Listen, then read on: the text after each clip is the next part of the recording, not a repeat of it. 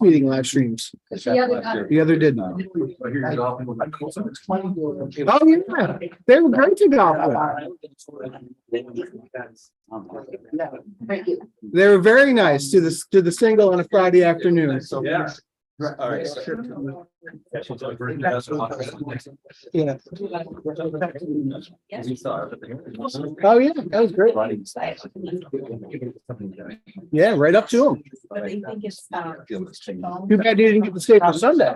That was quite a shootout coming down the stretch.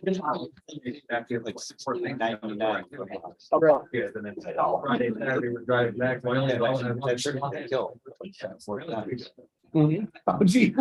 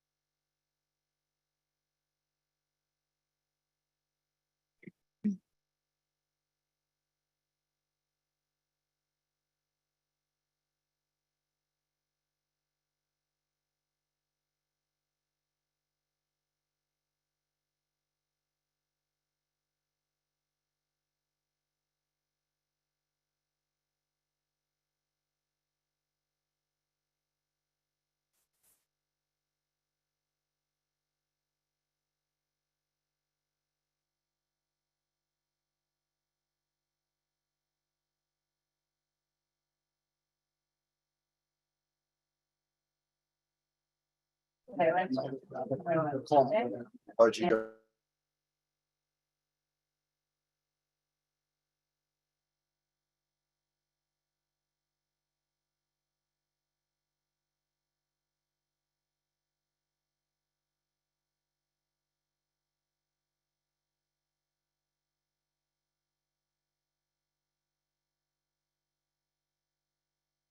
Yeah, so we're live. Oh.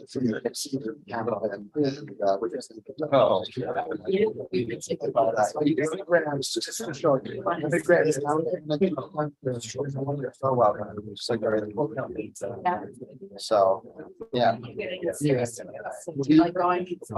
So we love we've had for like 5 or 6 years. It's for now just next year because our kids are finally at that age where we're gonna try to push on that. So that was wow.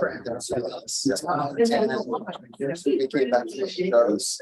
They allowed themselves in one room. 16 babies comes downstairs. It was 9:00 at night. We were like, she wants to pull yours off. And so we cannot hear. Thank you for not event. So, but we're gonna go see Jack with us. So this is Jack with Bill. We're excited about that one. Yeah. All right, we do have a quorum. Okay. We live streaming? We are. Welcome everybody to the April 19th meeting of the Catholic District Regional Planning Commission. I'd like to welcome our new member from Rensselaer County, Wayne, is it Gendron? Gendron. Nice to have you aboard. Thank you. Welcome. I want to just quickly do a roll call. Yep, go ahead. So David Hogenkamp is here. Larry Schillinger is on the phone, I believe. Jackie Stallone's in person. Joe Grasso's in person. Albany County, Bill Bruce is here. Lucy McKnight is absent. And Kristen Swinton is here. From Rensselaer County, Judy Bresser is here. Wayne Gendron is here. Jim Shaughnessy is here. Mike Stammel is here. And I mentioned Jackie Stallone. Congratulations, Rensselaer County, on 100% participation today.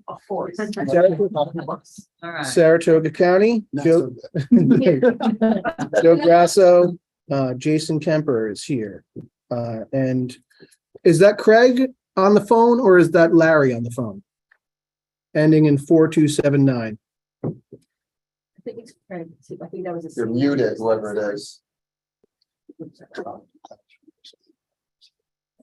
Well, we're going to do a question mark. They don't count anyway. I'm pretty sure it's Craig. Schenectady County, Charles Davidson, David Hogenkamp, you said, Gary Hughes, and Barbara Morrow is online. 12 members being present, we have a quorum. So the first action will be to accept the December 21st, 2022 meeting minutes. So moved. Second. Any questions? All in favor? Aye.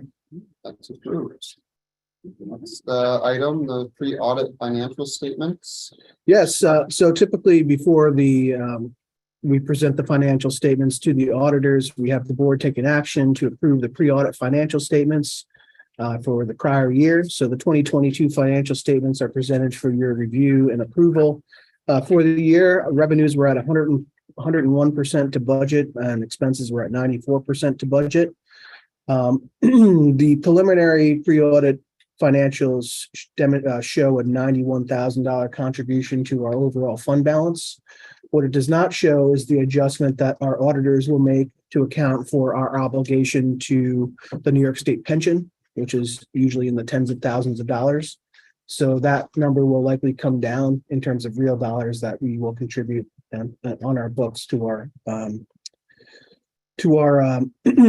balance. So the fund balance based on the $91,000 will increase to $653,000. In terms of our ratio of our operational budget to our fund balance, our best practice says you should have 25% of your operations budget in a fund balance. So maintaining that $650,000 enables us to do that. We anticipate that the final audit will be presented to the board at either the June meeting or the October meeting. Any questions? It's not 25%, what percentage? What's that? 653,000. It's almost 50% based on a $1.2 million budget. The board ratio. Yeah. Any other questions? We need an action on this to move forward? Yes, yep. Okay, can I get a motion, please? Make one. And Mike, Second. Gary Hughes, second, all in favor? Terrific. All right, the financial statements through March 30th. Yes. 2023, not March 31st. I know. Should have been March 31st, but I didn't remember the poem to tell me which months had which days. So, yeah, What happened on the 31st? it's close enough. It's 28. Right, so That's a good one. par would be 24 through the first quarter of the year. Our revenues are tracking at 13% because we have not booked first quarter billings to our granting agencies. On the balance sheet, you'll note that we had just under $450,000 in the bank, not including the money for NYSERDA or the Clean Climate Smart programs, the CD and our FSA account, and we have outstanding receivables of just over $263,000. So we're in a good cash position. I don't anticipate any cash flow issues for the remainder of the year. Any questions? Motion. Motion by Gary Hughes, second by Judy, all in favor? Passed. All right, resolution 01-2023 designation of paying signatories, Mark. Yes, this just our annual process to get the new secretary treasurer as a signatory on our accounts. I'm a signatory and Amy's a signatory, just for convenience sake to move money. Again, the treasurer is role mapped into all transactions related to CDRPC with the approval of all expenditures through the abstract.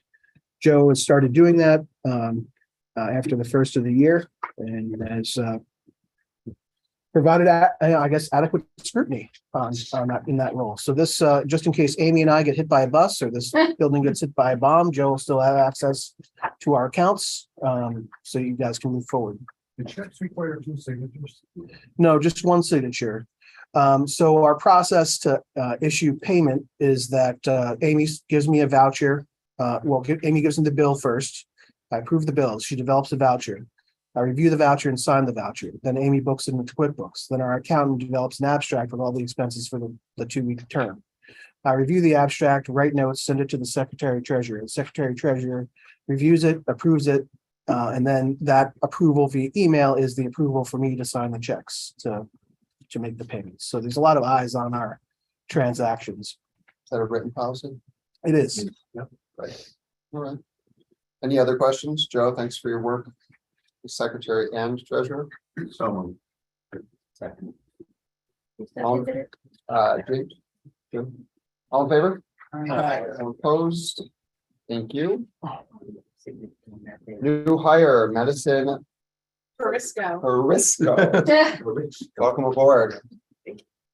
Mark? So yeah, the new admin guidelines gave the executive director ability to hire new staff on a probationary basis, subject to later approval at the next board meeting. So her resume is presented here. We brought her on as the new GIS and data analyst. She has dual master's degrees in biodiversity and geographic information systems, geographic information science. And she holds a BA degree in environmental studies and urban planning. She hit the ground running, and you'll be hearing from her shortly with some analysis that she did related to the proposed housing compact legislation. Good find, Mark. Tell me about it. Nice to have you aboard. Have a motion, please. So. Gary? Jack. All in favor? Aye. None opposed? Move on. CDRPC appointment to the CDPC Policy Board. 2303. Right. CDCC Policy Board is the primary body of the Metropolitan Planning Organization down the hall that approves the millions and millions of dollars of infrastructure, federal infrastructure money that comes through our region that they get to program. So the chair of that board is Mayor Kathy Sheehan, and it represents, includes a lot of chief elected officials around the region. We have a board appointment on that. It was previously held by Craig Warner, who, given his other responsibilities, had to resign from that role.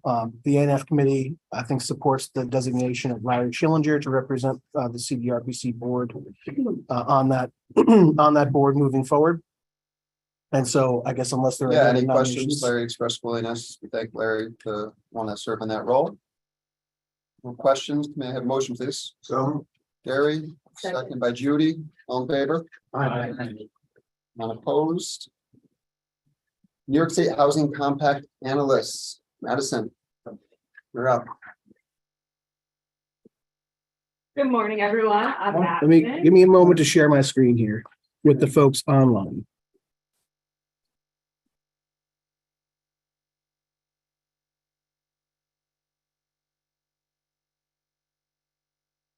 All right, can everyone online see the screen?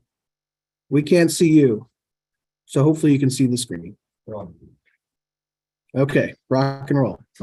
All right, Kathy Hochul's New York Housing Compact. Mark, next slide. Sorry, you got the slide. Okay, the problem, we have increase in jobs, increase in population, and not enough housing. It's projected that we'll need over 800,000 new housing units over the next decade to fill this mismatch. Kathy Hochul is really requesting communities join the safe harbor municipality status, and that's, you could do one of two things to obtain the status. If you don't, you lose your local autonomy or house rule over building developments. So I'm going to get into the first one first. It's saying 1% growth every 3 years using the 2020 census housing stock as a baseline. And the second one being enact 2 of 5 preferred actions.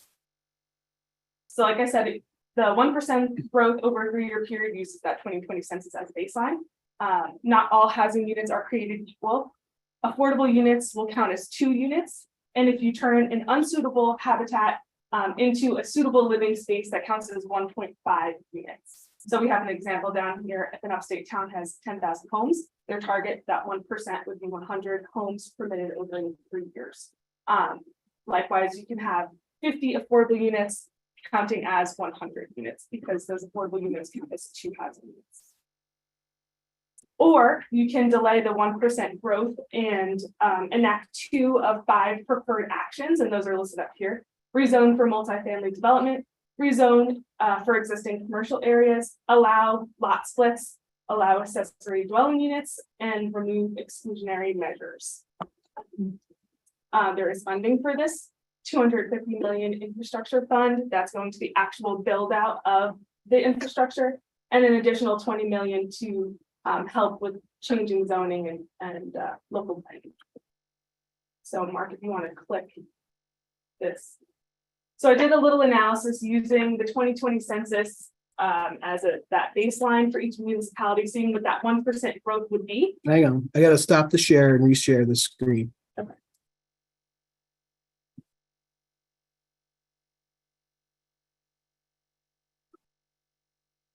Yeah, perfect. So like I said, I used that 2020 census, found 1% growth target for each municipality, and then used the building permit issuance data from the census from 2019 to 2021 to see how much growth each municipality has had over 3 years. So you can see it's about a 50-50 split. And if you want to go ahead and mark and click like a red municipality, and then click the little plus sign, yeah, you can see how close that municipality was to their 1% target. So they have 11 building permits recorded from 2019 to 2021. Their 1% goal is only 13, so they're 84% to their target.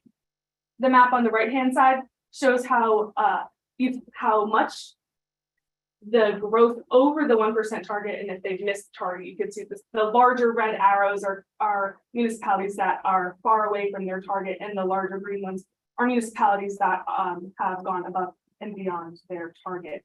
I know I had a question from David, I think, over email, just questioning how what this building permit issuance is, and it's voluntary for municipalities to submit this information, and it doesn't give us very specific information, so we don't know what type of unit is being built, and we don't know where the unit is being built. So in this analysis, I've counted every unit as just 1 unit, simply because we don't have the information. If the housing compact were to be passed, it requires municipalities to give more detailed data on their building permit issuance so that it could properly count how much that unit will count for at the end.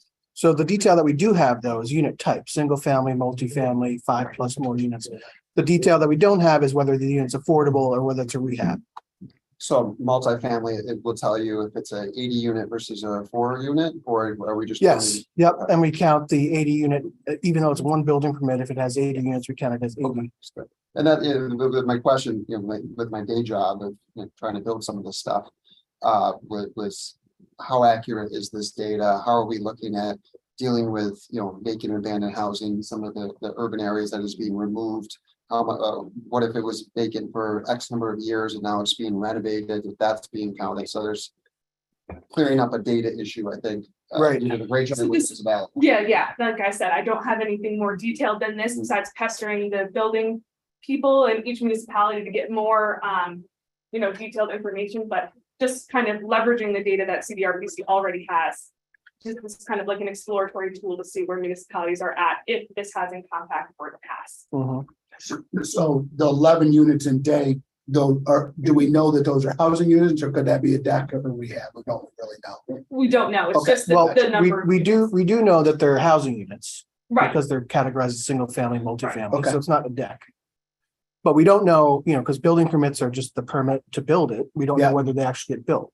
Or So- yeah. Yeah, so, we're thinking that DHCR, if this passes, they're probably gonna be collecting, occupancy permit data. That's going to, and then additional layers of data that's going to say whether this unit's affordable, whether this, unit was a rehab. So it's gonna, create an additional burden to those, reporting agencies above and beyond what they already voluntarily report to the census. So would you see that, and who knows what's going to be adopted, right? We don't know yet. It's like, Mhm. but would you seek county assistance working with those municipalities to get you better data, or is it something where we wait and see what version of this ultimately gets adopted? Is there a role for CDRPC, I guess, is the question. Well, I would say this is a pretty good proxy to flag municipalities related to their growth. Okay. I mean, I don't think there's a lot of affordable housing being constructed in a day. No. And if you overlay the chloropleth map on the left over a map that shows decline in households, you'll see a lot of overlap there. So in our rural communities, in our lower population communities, we're seeing a decline in housing stock because more people are not choosing to locate in rural communities. It's reflected in the building permit issuance or not. And I think that's one of the glaring issues with this proposal is that's a one-size-fits-all proposition. And so why should we be, requiring municipalities in the rural areas to grow by 1%? I think it's an either or scenario though. So if you're not growing by 1%, they just want to make sure that those municipalities have adopted 2 of those 5 actions that would make it easier to construct. yeah, you're buying time with the. Yeah. Right. So you get a waiver for 3 years if you adopt those 2 actions. What happens after the 3 years? They still might come back and say, no, you actually have to grow by 1%. This, as opposed to a more sensible approach, would be to take a look at where the existing infrastructure is in the region, where the existing transit areas are in the region, where the existing job centers are in the region, and attempt to provide incentives to concentrate housing, especially affordable housing in those areas. Large swaths of upstate New York are not growing, the capital district being an exception. But still, affordable housing is a huge crisis, particularly in the lower Hudson Valley and Long Island.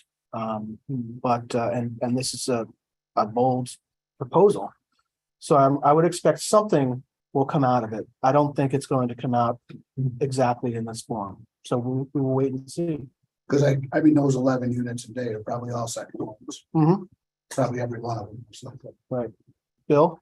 I'm thinking more now about Essex County or picking up there later today. Does the data make a distinction between year-round residents and seasonal homes? It does not. I don't think the data is very good at this point. Most of the housing is being built up there is, second homes for healthy people. Jackie? Yes, as I read that, it looked like the goal here was to just put the planning in place. I didn't see anything that looked like implementation. It was more Well, they have that 250 million and the 20 million is going to be proposed to be available for communities to either update their zoning or make other changes to facilitate the construction of more housing and more affordable housing. Yeah, what I read this morning, so it's in the budget bill, right? But it is a controversial issue. It sounds like it may not necessarily make it, right? But I wouldn't be surprised if some of this infrastructure funding or elements that try to entice people rather with a stick, but with a carrot to do the right kind of development. Previous life, I was an advocate for smart growth, which is, build in the right place, use existing infrastructure. There was a Smart Growth Public Infrastructure Policy Act. I think if there's going to be the carrot out there, which entices people to think about development in their community, I think the question about the role for CDRPC is that a lot of these communities don't have large planning staffs or folks who are really assigned to think about these ideas. So maybe it is, where does it make sense to invest in your infrastructure, add capacity, grow density? Where does affordable housing and what form and function would make sense in that community? So I'm happy that we're doing this exercise. So my community, we don't have public utilities to much extent, most of us are wells, septic tanks, that kind of thing. We don't have public transportation, and we have a very small staff, for our town. So it's very difficult to get them to put some effort into addressing any of those issues. And the people in the town are like, it's kind of a bedroom community, so they're not too interested either. So we just kind of sit and, don't go anywhere. So this kind of thing, I didn't see where that would address any of those issues where we could have some growth, Well, I think what we could do relatively easily is to create sort of a toolbox of best practices, particularly related to the 5 preferred actions for communities, just to make it easy for them to either update their zoning or consider a template zoning ordinance modification to bring them into compliance if this legislation or some form of it passes. The other piece is that, really advocating for the fact that we don't need more growth in, these rural areas without any infrastructure. And it does, but we really want to encourage growth in our historic centers. And if you notice on the map, only the city of Albany and the city of Saratoga Springs are meeting their 1% target, not for lack of trying. In the city of Rensselaer, you want more residential growth. In the city of Troy, they want more residential growth. In Cohoes, they want more residential growth, but it's extremely hard to reuse areas in those old cities. And the economics of development there really makes it challenging to pencil those things out and make it profitable for a developer. So the state, I think, focusing more on those elements and working closely with the development community to figure out how to make this happen is going to be the appropriate approach. And then there's also, situations where there's a disconnect, or I guess there are well-intentioned actions. I'm just thinking about the city of Albany's recent adoption of an increase in their affordable housing requirements for development in the community. Because it's so challenging to develop in urban areas, it's really a binary choice for developers, whether they're going to build in a greenfield in Overland or Colony, or whether they're going to tackle a complicated project, adaptive reuse in the city of Albany. The more barriers that you put into development in the cities, the less likely it is that developers are going to be able to make money on those developments. So you're then creating more commuters, you're creating auto-dependent apartment developments in the more suburban areas. We did an analysis of some census data that showed there were something like 18,000 more workers commuting into downtown Albany between 2002 and 2015. But of course, the housing stock in the city of Albany did not increase anywhere near that much during that time. So that means all those commuters were coming from outside. So what does that mean for infrastructure? What does that mean for greenhouse gas emissions? What does that mean for quality of life and traffic in our region? So these are all questions related to housing and, underscores the importance of providing housing options and making it easier to provide housing options in our cities. Well, what's it mean for the quality of life for the people that want to do that transport? I mean, that's their decision. What we're really doing is forcing people into new cities again. And in a community like mine, I already have enough low-income housing and stuff, more than I have upscale housing and stuff like that. So So I really think, I don't see the carrot as much as I see the stick. And In this approach, yeah. yeah, in this approach for sure. So I don't see a benefit as of yet. I'd like to see what the statistics are in the long run when you finish the analysis. But for a small city, like some of the cities you mentioned before, they already have a large share of low to moderate income housing, but they have a large amount of is out of town landlords that are just taking advantage of the situation and taking advantage of the system to where they're charging exorbitant rents for these low to moderate income families just to pay the rent, no less have a quality of life. Right, and that's, Yeah, and so that this approach, I think it was the first shot at, because we need to do something, right? We need to continue to improve our housing stock. Some of those units that are probably not the units that you want to have online or need to be improved. What are the ways to improve those? I just, part of my day job is running the land bank in Schenectady in the city of Amsterdam. There's some tremendous programs out there through the Homes and Community Renewal office to bring in, some nice affordable housing. But as I go into communities, sometimes I run the numbers of what the income limits are for these programs. And I've had people say, well, I can't afford that because it is appropriate for the community that you're trying to put in, whether it's an urban area or some suburban areas. So I just, for CDRPC, being an honest broker, having the data, talking about best case scenarios of how to do growth the right way. I think could be a nice role to help our communities that we serve. Yeah, I think, the reporting, if somebody could come up with a reporting system that's user-friendly, easy to use for the building departments in communities that don't have a lot of staff resources, and you could tailor it so that you're getting better data and you're getting more of it from community staff. Submitting too much. I think the big fear that everyone has is the state government going to tell local municipalities what they need to do? And, like we were saying, some people have the infrastructure, they can do it. Other municipalities are going to say, wait a minute, we have to meet this 1% mandate. Not in our town, because it's not going to work. Again, most of Rensselaer County is rural. We don't have bus service and they don't have municipal water. And if they're looking at their towns and saying, oh, we have this mandate from the state of New York, it has to be the local municipality taking a look and saying, what can we do? And I think it's great you're collecting the data, but I think we all have a little bit of a fear that the state of New York is going to say, every municipality, come on, where's your 1%? And the penalties you stated right up front, that's the bad part. I mean, it affects me, my home rule, right. we've seen I guess an increasing popularity among state programs and state law of a bypass of local home rule, whether it's energy siting or solar siting or all these things. And this is just another continuation of those kind of policies. And I'm all for affordable housing.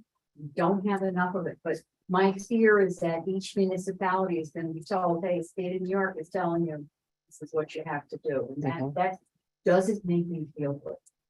Or, sophisticated developer or, could identify communities with zero capacity and are not in compliance with the growth rate and just hammer through a development proposal working with the state, completely cutting out the local government. So. But I think it's great you're collecting this information. So if I could just ask though to that, because we've all been hearing about this for a couple of months and I don't know if we need to debate the merits of it. Because I think most of what we hear are all factual things and we're probably not supportive of it. But in terms of this analysis, was this only done for this group so far? Yes, because as just done for our four and, counties. and representing Serpent County, this was a tremendously valuable exercise for me. And it will be for all the supervisors I know in our Serpent County to kind of understand based on what we've heard and to get a quick snapshot in terms of where we currently see ourselves. This is great information and I applaud us for doing that exercise and thank Madison for putting your skills to it. But how do we get the information out there with the right caveat saying, based on what we know today, this is where your community may stack up. Right. That we did send this out as an email blast So- to our list of 1,700 people, which includes, I think, most of the chief electeds in the region.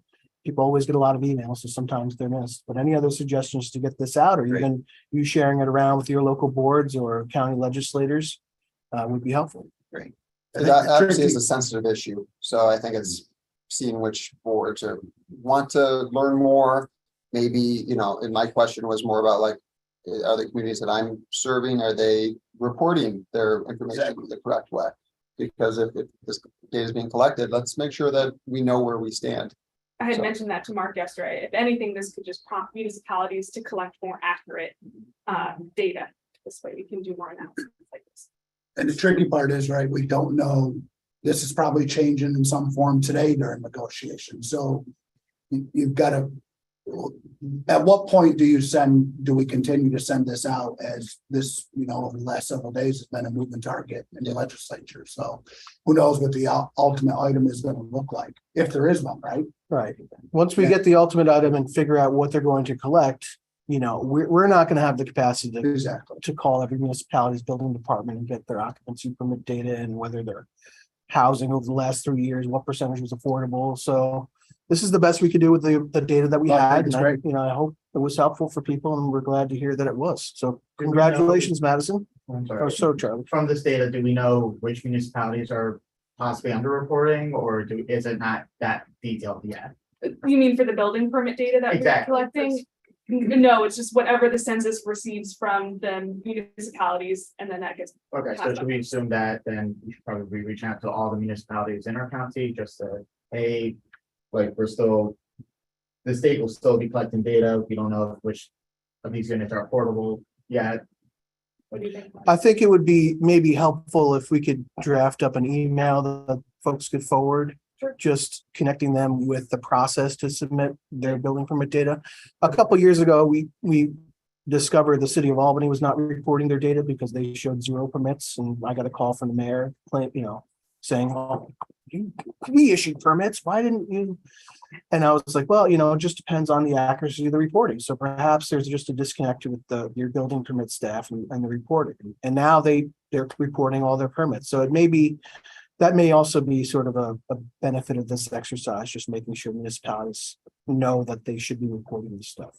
And those of us with small staffs, very small staffs, you know, that could be a problem in the long run, because once you start adding, they're gonna add more and more to it as it grows. It's not gonna stay on that way. It's just, I've seen the state build this stuff out before in different ways, and we just don't have staff, nor can the local taxpayer afford to pay for more staff, or else I'd have all the staff in the works. You know, Maybe that's a future role for CDRPC. You know, I mean, housing is a big conversation. We have to address it. So Right? if there's funding involved. thank you, that was very good. Nice. Thank you. Thank you. Thanks, Madison. Great work. Yeah. All right, there's no action on that, correct? Nope. Mark? Let's move on. to Comprehensive economic development strategy. Kate? You on this? Mark, do you Yeah, I'll want- just do a little preface. So this is our draft comprehensive economic development strategy. We are required to update this plan every 5 years to continue our relationship with the U.S. Economic Development Administration. And they require it.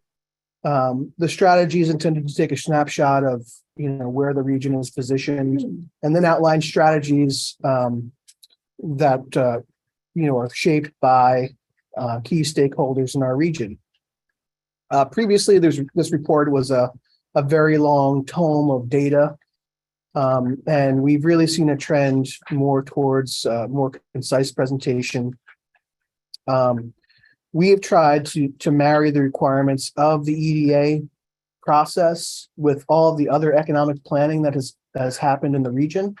So we did not want to duplicate other efforts, but we simply wanted to make this document a conduit for federal funding, or at least a conduit to make eligible local projects for federal funding by identifying either the projects specifically themselves or the plans in which they're located.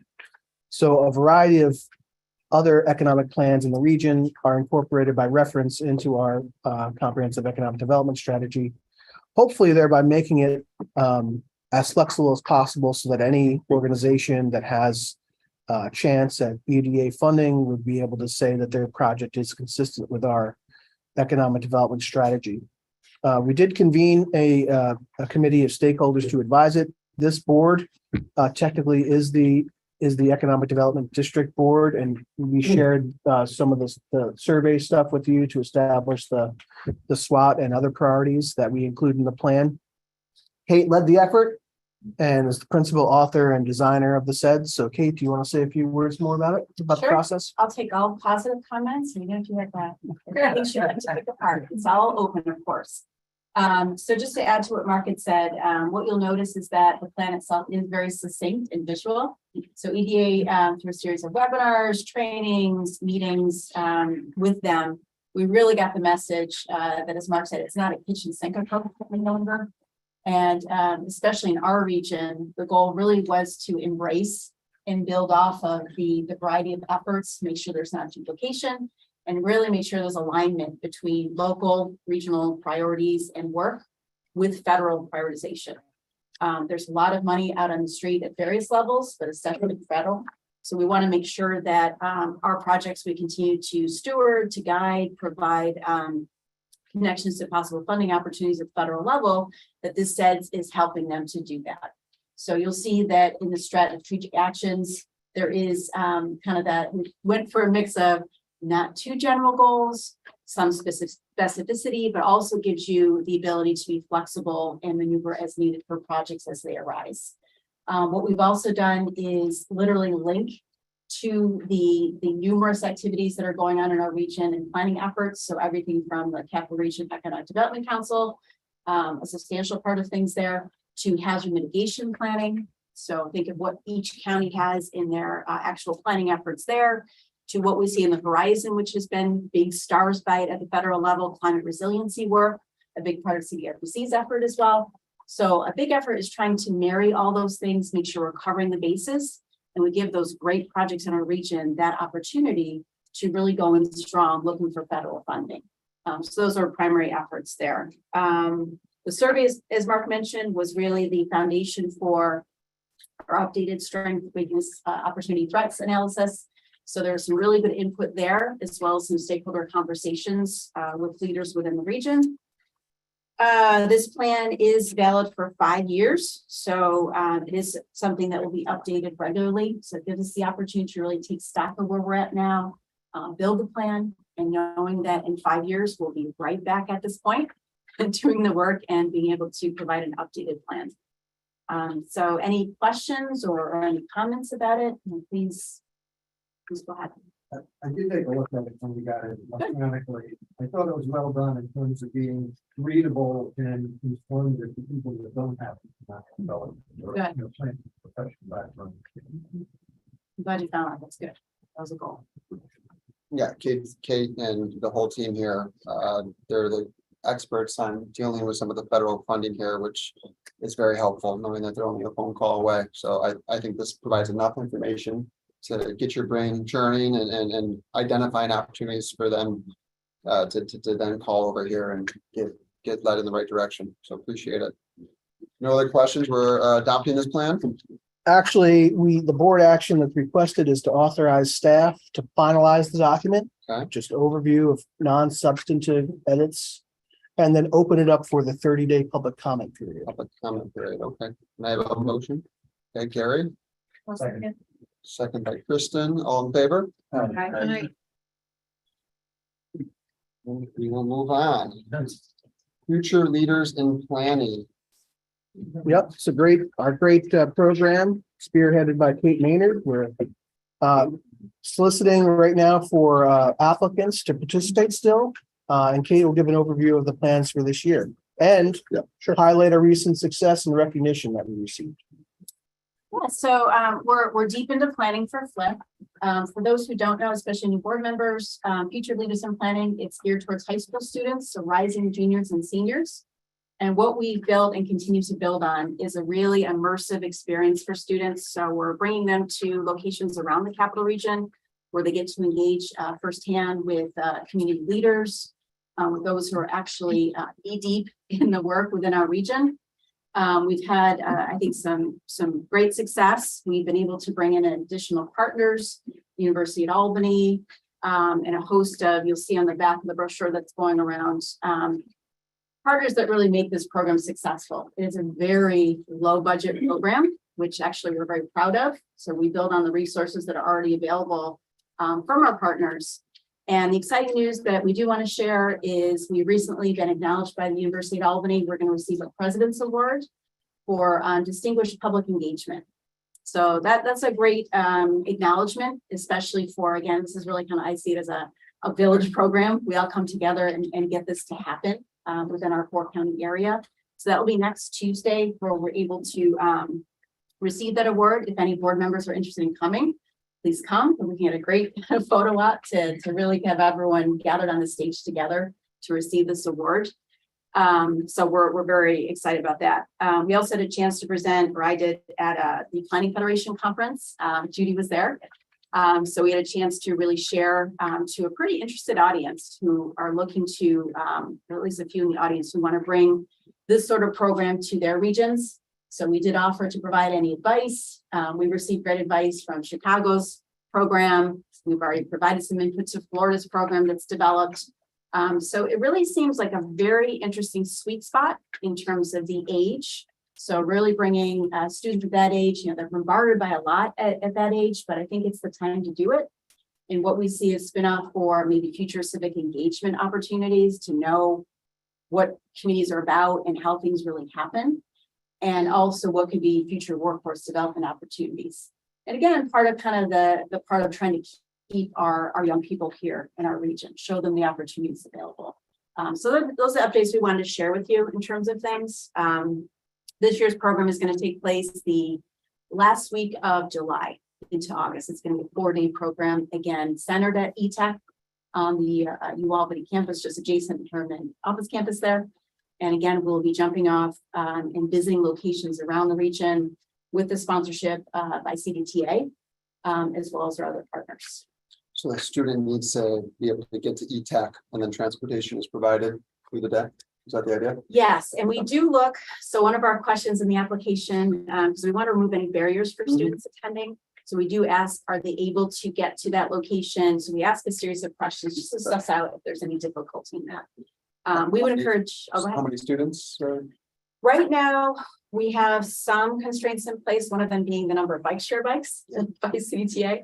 So we're looking at 22 students altogether that we can accept. We have thoughts to potentially expand in the future, maybe specific weeks focused on topics within planning. But for now, we're looking at 22 students. That has been a challenge for us, is getting the word out, and we're making a lot of those collaborative relationships with school districts in particular to reach students and let them know of this opportunity. So we would ask board members that if you touch on school districts or especially organizations that have connections with high school students, to please share this opportunity. Last year, we did get students in from just that kind of sharing of information and getting it out to students. Bill? It's a summer program, but do the students get some kind of credit for it? Like they've taken a course that, goes towards their senior year course load or something? That's the heart of matters question to me. So Clean Tech, who is our original partner, they draw from around the regions or part of the region for their students. They do offer one of their elective credits that's required. And I think that's a good incentive to get students really over the hump to applying at times. Yeah. So that's one of the questions we are asking in our outreach to districts, is if this could serve in that capacity for them as well. I think that could help. I think it But looks for most terrific it on a is. college application. So yeah. That's too, yeah, a lot of recommendation if that's something that's helpful. And it is a sort of recruitment strategy for the UAlbany planning program. Yes. Their enrollment has declined over the years. And partly because students typically do not get a civics education anymore in high school. They're not introduced to planning issues or government issues or public administration issues in high school. So this introduction, hopefully for the students, opens up more pathways into public service or public service adjacent professions and not just planning. I think we do have a few Albany Masters in Planning folks here at the table. So that's an important program, and anything we do in Schenectady, let me know. Essentially the link to the Seat Center, which might bring some other folks, they're the youth build in Schenectady. So Oh. maybe sending it to them would be helpful. That's a great idea. And great partnerships, CDTA, Carvazil, very, helpful in terms of providing transportation. The MPO down the hall lets us use some of their planning money to pay for our staff time to develop this stuff. We also were able to secure a $2,500 grant from the American Planning Association to support this year's programming. So Kate said it takes a village, but it's a great program for the students, and we look forward to building on the success. Thank you. No questions, no action needed. All right. We will move on. Let's see here, application to the EPA for climate pollution reduction planning grants. So we have been identified as the lead applicants for an application to the EPA for, as the chairman mentioned, the Climate Pollution Reduction Act. The framework of the legislation identifies MSAs, 67 MSAs across the country that would be eligible. There are 3 in upstate New York, the capital region, Rochester and Buffalo. It seems that the legislation gave the right of first refusal to the largest municipality within the MSA. So Todd was able to secure a letter of support from the mayor of the city of Albany to identify CDRPC as the lead applicant. The grant does not have a match requirement, and it's a multi-year grant. And I think it builds on our reputation as, a really program delivery center with having great success with the NYSERDA partnership and more recently the DEC partnership. But I'll turn it over to Todd to just talk about, what he's been working on and how he's been, marshaling all the partners and framing out another multi-year program. Yeah, thank you, Mark. Maybe I can sit over. Sure. I don't have a slide presentation, so I don't have your facts all explained to me. So, as I think most of you know, but there's some new members, so I'll kind of fill you in just quickly on what we've been doing. Sorry about that. By way of sustainability. So we've been able to really grow the agency. For example, we have 3 outreach coordinators back here now that are working with over 72 communities just in the capital region. But we've been able to do that with NYSERDA's Clean Energy Communities program and with the Climate Smart Community Outreach Coordinator program from DEC. And both of those programs, we've stepped up and taken a leadership role to run a territory, which has really spread our name and our reputation across the state. So with both those programs, I'm essentially managing 28 counties worth of outreach services. So, and I think you're aware of that. So we have contracts, subcontracts to the Hudson Valley Regional Council, to the Adirondack North Country Association, and to the Mohawk Valley Economic Development District, who then administer the outreach services in those 3 regions. On top of that, we have a team of private consultants that play various technical roles. And we have a network of Cornell Cooperative Extensions we're working with for adaptation and resilience planning. So we really have a pretty broad network, and have been able to bring in a lot of money into this organization and through this organization over the last 10 years, it's been over $11 million, or this grant will take it over $11 million.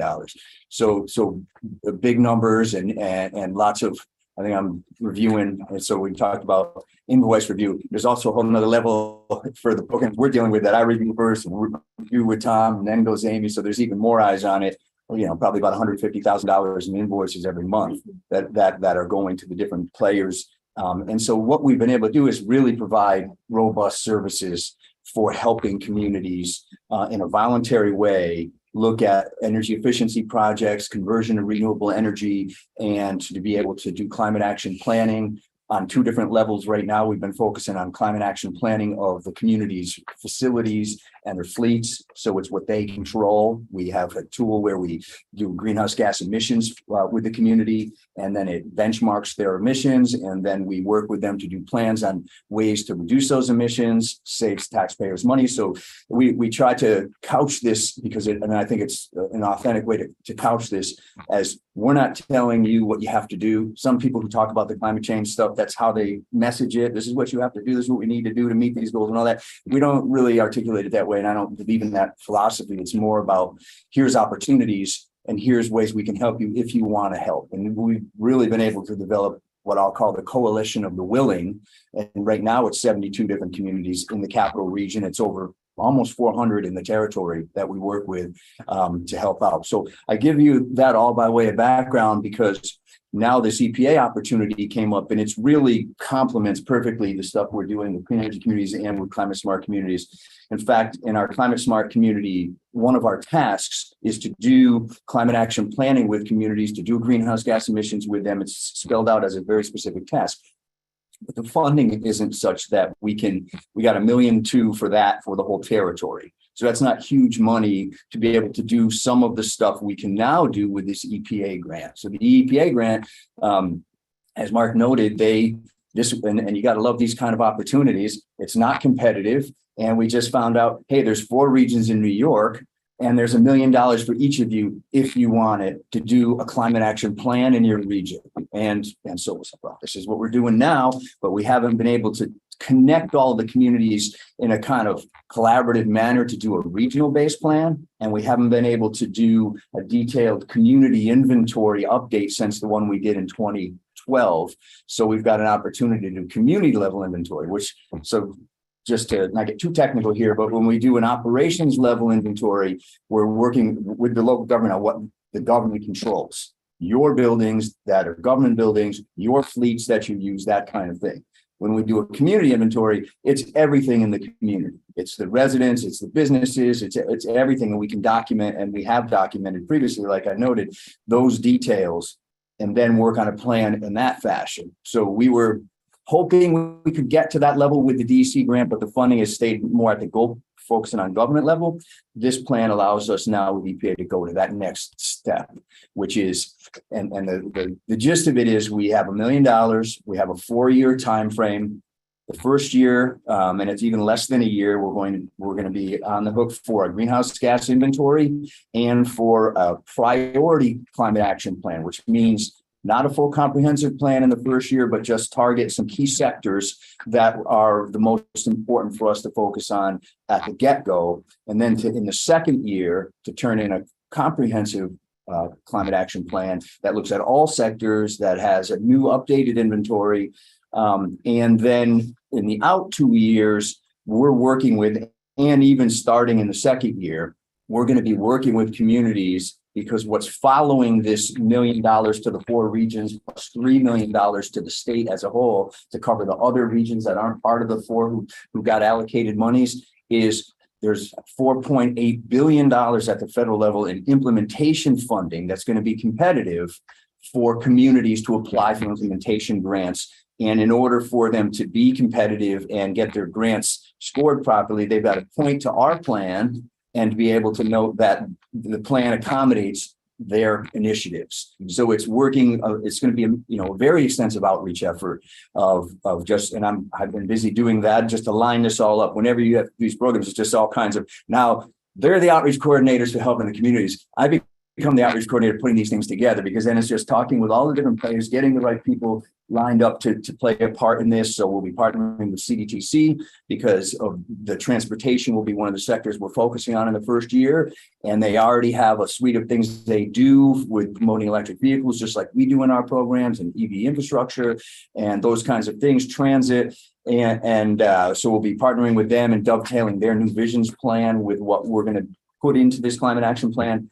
We're partnering with what's called a Clean Energy Hub. It's a new NYSERDA funded program that we don't run, but that the Affordable Housing Partnership of Albany runs. And they have 5 years and $5 million worth of money to focus on disadvantaged neighborhoods, to focus on directly helping residents of low and moderate income residents with getting benefits for like subsidies for heat pumps and weatherization in their homes and those kinds of things. And we'll be working with them and their programs just to complement. So it's a lot of it is working with the communities themselves, working with the different organizations that are doing these kind of things now, building up the stuff we're already doing and using our network of relationships. Because really that's what we've done is for the last 6 years, 7 years now on the Clean Energy Community Program and into the Climate Smart is build relationships with the community. So they trust us, we help them. So using that network then to go to them, get their ideas about what this plan should entail, get their ideas, for projects, and make sure that their kinds of projects have a space in this plan so that they can apply for the implementation funding,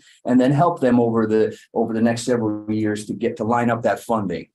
So I think that's the basic gist of what we're doing here, but we see, so it's going to be a lot of outreach and listening and hearing what communities are interested in doing and what they're already doing, really. So we are encouraging the communities that are already doing significant things to just make sure that we are aware, which in a lot of ways we are because we work with them, but make sure they're accounted for in this plan.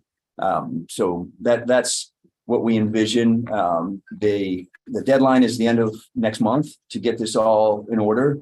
And then they say they're announcing it in the summer, and we would have, something like 8 months or so to lash the first one together, and then have another year or so to be able to put together the more comprehensive one. So looking forward to this. It'll be a good, I see it as a good capstone to my own career here. This is 27 years for me here in this organization and 30 years doing this stuff. And we have a great, I think, infrastructure that we've built. And so this will kind of ride out that last period for me. And, and I don't know, I'm going to share a personal thing because I don't know how much you all know this, but I had cancer last year, and some of you may know and some may not know. So I had lymphoma and went through 6 rounds of chemotherapy, lost all my hair. That's why I'm celebrating and getting back a little bit, crazy for a little while. Just for having some, it didn't all come back. It's a little receded back there. I'm kind of hiding it a little bit, but so good to be back. I just had my 1-year scan results yesterday, and I'm still cancer free. So still going forward. It looks great. My old rock and roll days. Well, She started to look younger, and I thought, wow. My birthday was last week. I turned 60. So I'm 60. I'm 60. Yeah. Oh my goodness. When I was in planning school, this presentation on everyone having their own basketball hoops and no kids have a place to play together. It was one of my favorites. It's like, I like planning. So thanks for your work on this. It's important relationships. Continued good health. Well, thank you for taking time for it. You just told me that. So any questions on that? No, not really. Okay. Well, it's great work again, Todd, building on your legacy of success at CDRPC. And so just board actions requested to authorize staff to make the application. Yeah, can I get a motion? So move. Charlie gets some of this $4.6 billion. Is this the sustainability coordinator in Schenectady County? That's what I was going to put second. All in favor? You can make the motion. No opposed. Thank you. Thanks, Scott, again. Next item, CDRPC appointment to the Capital District. Center. So while I did request to the A&F committee that I add this to the agenda, I was unsuccessful at finding any willing candidates from Rensselaer, Albany, and Schenectady counties to serve. Barbara Morrow has expressed her, regret, very bittersweet, that she submitted her sort of resignation pending future replacement by Schenectady County. Barbara serves on the board of CDYCI and on the board of CDRPC. Lucy McKnight is also unable to attend meetings in person due to health reasons. And she's not ill, but she's maybe immunocompromised, I want to say. I haven't seen her in person. I talked to her last week. She's going on her first vacation in years, according to her, down to West Virginia, her old stomping grounds. So she's in better health. She did have a medical issue last year that she's still recovering from, but now she's healthy enough to travel. And then, of course, there's a vacancy in Rensselaer County. But so unless we have any nominations from the floor for any of those folks to serve on the board of CDYCI. Jump in for I a think second, it- Mark. Yes, go ahead, Barbara. On your memo, we should have just added that the appointment is for a 3-year term. Oh, We yes. Under the bylaws, we haven't actually been following that. It's sort of like once you've volunteered to be on CDYCI as the CDRPC representative, it's sort of like look for lifetime, but we don't know. It's supposed to be for 3 years. And it's really, I'm very sad that I will be leaving both boards. I said I would hang on to the position until Schenectady County the legislature, finds a replacement to fill out my term.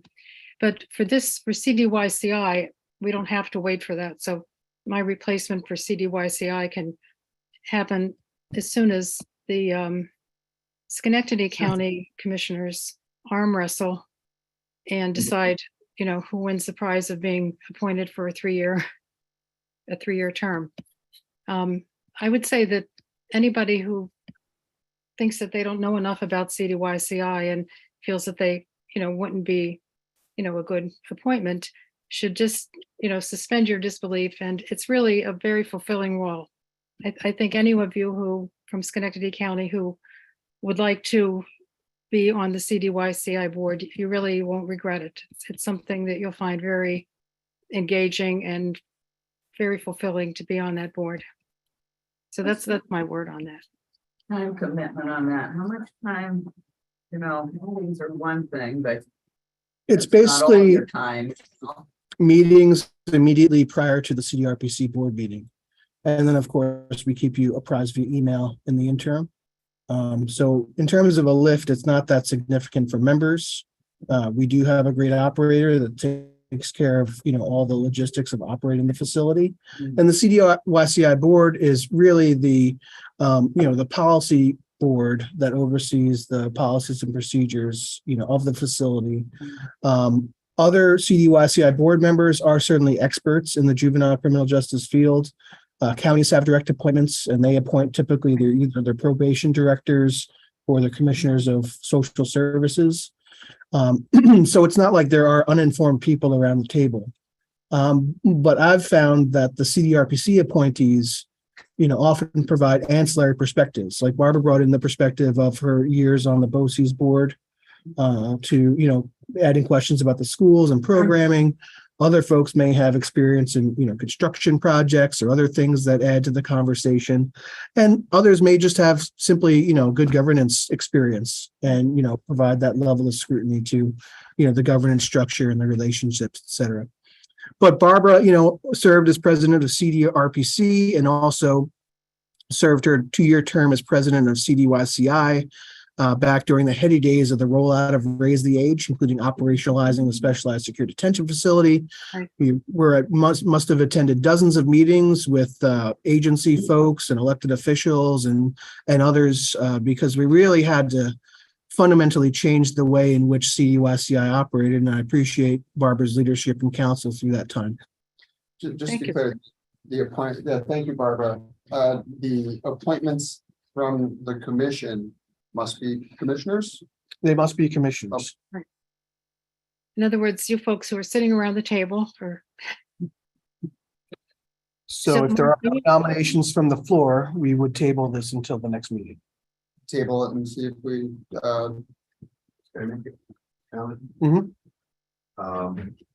feel like Schenectady County needs to come up with some names. And to a certain extent, I'll apologize to you and Barbara because she alerted me to this some time ago. And I will pledge to you folks that we'll make a priority out of having some appointments for the June. great. I was asked as well, so I will work with Barry on that. I just want to make sure, that the Thanks, Gary. replacing me on CDRPC doesn't mean that whoever replaces me will be the person on CDYCI. Understood.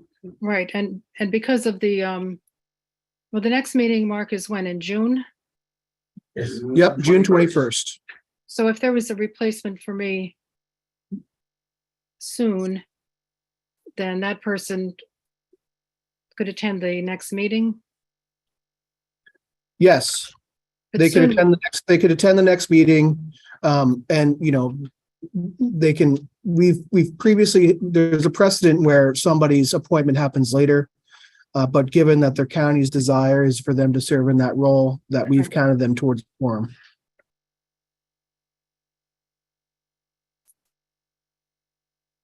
All right, so we'll table this. I need a motion to table. Yes. Thank you. Do we have a second? Second. Okay, Kristen? Sorry, Carl, you missed out on that one again. All right. You gotta be quick. So that's the item, 2022 year in review, Mark. Just trying to open up the file here. It was a good one. Hey. I'll open up the PDF.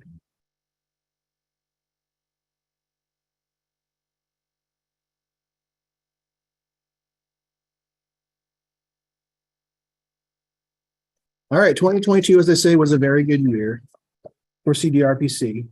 I just want to reorient folks to our last strategic plans, strategic initiatives, communications and outreach, enhancing CDRPC's role, supporting local and regional initiatives, regional growth and development, and increasing financial stability. And I think 2022, we touched on all of those strategic initiatives. Certainly with our outreach and training, and this is a picture of CDRPC's very successful return to an in-person fall local government workshop. We had a sellout crowd of 200 plus at the Hudson Valley Community College, which was great. We did continue and will continue our webinar series through May 10th. We are hosting webinars, but last year we hosted 8. We continue to do our email blasts, data news blasts.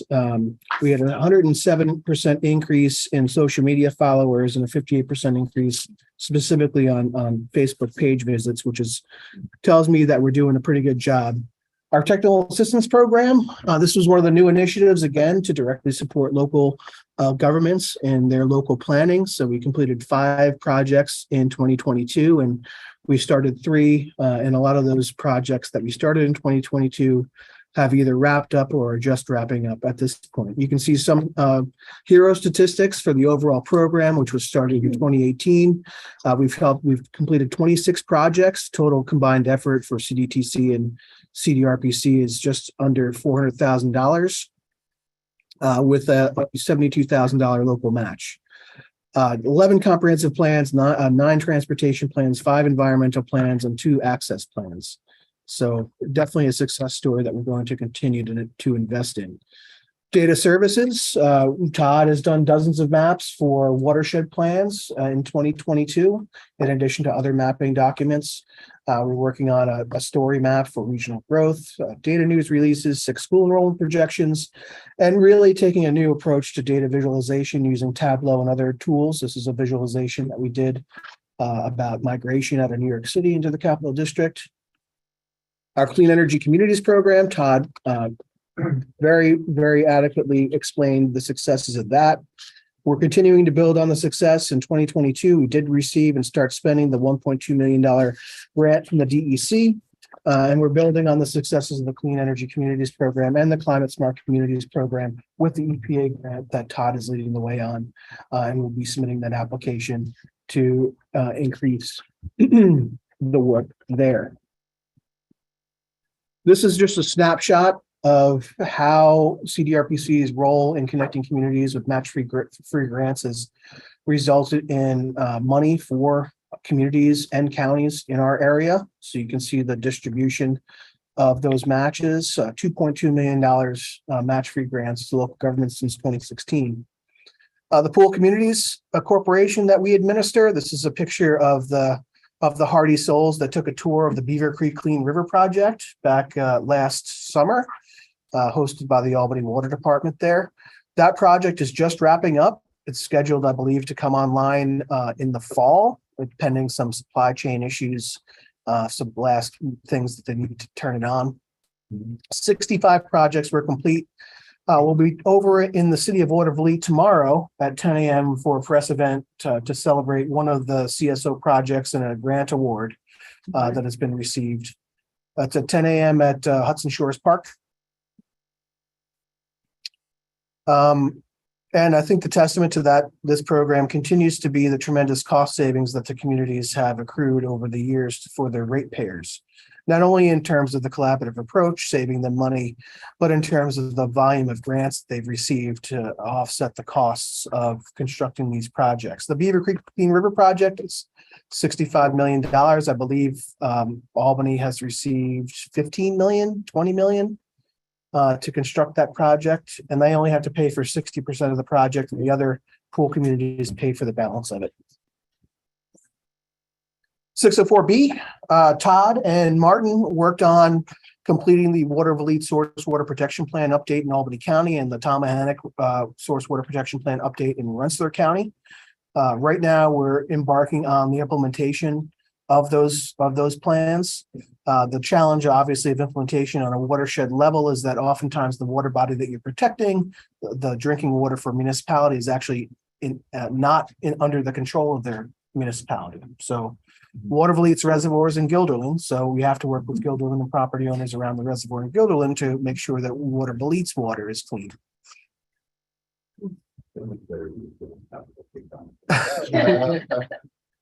So economic development, we had a lot of successes, not only in terms of spending down the entirety of our CARES Act funding in 2022. Saratoga County completed its economic resiliency plan. We were able to partner with the Center for Economic Growth to create a Capital Region offshore wind industry supply chain analysis. And this looked at upstream and downstream supply chain opportunities related to the development of a offshore wind activity at the Port of Albany.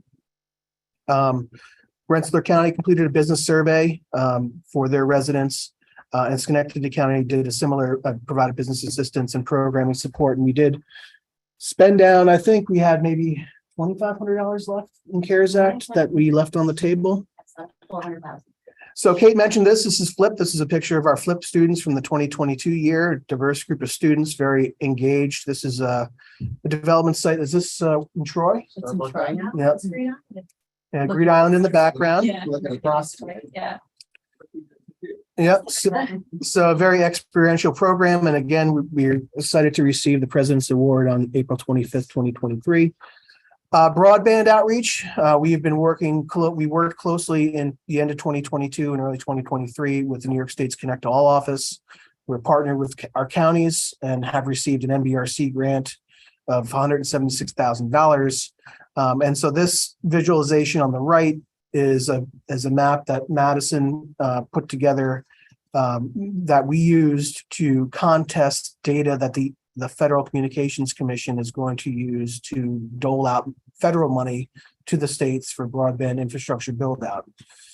The analysis included hundreds of thousands of data points. The blue dots that you see there represent individual addresses. The red dots represent inconsistency between our data and the FCC data. And the advantage there that every contested address that is deemed successful results in roughly $5,000 additional dollars for infrastructure build out to the state. So we were pleased to partner with the Connect All office in late 2022, and that's a picture of yours truly speaking at a recent broadband equity convening by the Connect All office at the Blake Annex in downtown Albany. Quick question. Mhm. Did the broadband, was it just residential, commercial, or did it include emergency services? We didn't look at specifically emergency services. We just were making a comparison between two databases, essentially. So we were taking a look at service level, service availability, and that kind of thing, just comparing two data sets, looking at inconsistencies between the two.